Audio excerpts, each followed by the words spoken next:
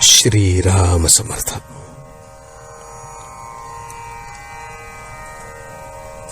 प्रपंचातली थोडी तरी चिकाटी भगवंतासाठी धरावी. लग्न करणे याला आपण सामान्यतः प्रपंच समजतो. लग्न ही फार पवित्र संस्था आहे. तिच्यामध्ये दोन जीवांचा उद्धार आहे. ज्याप्रमाणे गुरु आणि शिष्य यांचा संबंध असतो, म्हणजे दोघांचे मत एकच असते, त्याप्रमाणे पती आणि पत्नी यांचा संबंध असावा. पत्नी आपले सर्वस्व पतीला देते, यामध्येच खरे पवित्रपणे. लग्नाचा पवित्रपणा ज्यावेळी नाहीसा होईल, त्यावेळी आपल्या धर्माचा पायाच उखडला असे समजावे. आपली अशी समजूत असते की लग्न केले तेव्हा सुख हे लागणारच. जे जे परमेश्वराने निर्माण केले ते माझ्या सुखासाठीच केले असे आपण म्हणतो. वास्तविक एकच वस्तू ठेवली आणि ती सर्वांनी घ्यावी म्हटले तर सर्वच एकट्याच्या हाती कशी येईल? बायको म्हणते, मी माहेरी 16 वर्षे तपश्चर्या केली आणि आता यांच्या पदरात पडले, तेव्हा यांनी मला आता सुख द्यावे. पोरांना वाटते, आमची इतकी पुण्याई म्हणून यांना इतका पगार झाला, तेव्हा यांनी नाही का आमचे लाड पुरवू? खरोखर सुखाकरताच प्रत्येकाची धडपड चाललेली असते, परंतु खरे सुख कशात आहे हे कळून सुद्धा आपण डोळ्यांवर कातडे ओढून घ्यावे त्याप्रमाणे तिकडे दुर्लक्ष करत असतो.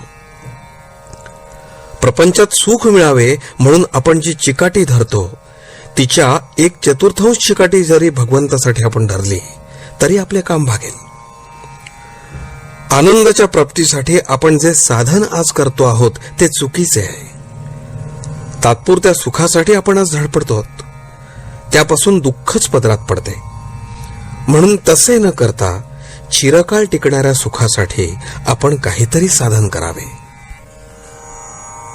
जगामध्ये प्रत्येक गोष्टीला बंधन आहे, प्रत्येकाचे नियम ठरलेले आहेत. त्या नियमांचे उल्लंघन करणे म्हणजे अनावस्था आणणे होय. त्याप्रमाणे कुटुंबामध्ये प्रत्येक माणसाचे कर्तव्य ठरलेले आहे. असे कर्तव्याचे वळण जिथे असते त्या घराला वळण आहे असे म्हणतात. ज्या घरामध्ये वळण असते ते घर सुखी होईल. समजा आपण एक घर बांधले, त्यामध्ये दरवाजे केले, भिंतीला खिडक्या केल्या, वर आढ्याला झरोके केले.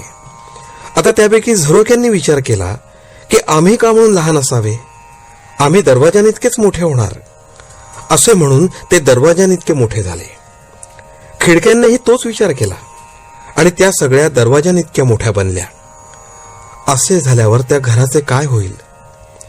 हे जसे योग्य नव्हे, तसे ज्या घरामध्ये प्रत्येक जण आपलेच मत खरे म्हणतो आणि जिथे वडील माणसांविषयी आदर नसतो, त्या घराचा विचका व्हायला वेळ लागत नाही. आजचे बोधवचन.